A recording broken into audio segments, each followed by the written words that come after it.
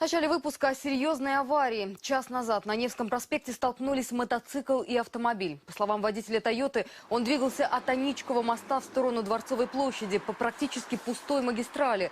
Возле Екатерининского сада машина остановилась перед пешеходным переходом на запрещающий сигнал светофора. В этот момент сзади в нее врезался мотоцикл. Удар был такой силы, что байкер вылетел на проезжую часть, а его транспортное средство оказалось на полосе встречного движения.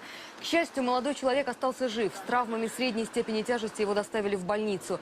Медики зафиксировали сотрясение мозга, ушиб грудной клетки и позвоночника. А вот автомобиль и мотоцикл без серьезных повреждений.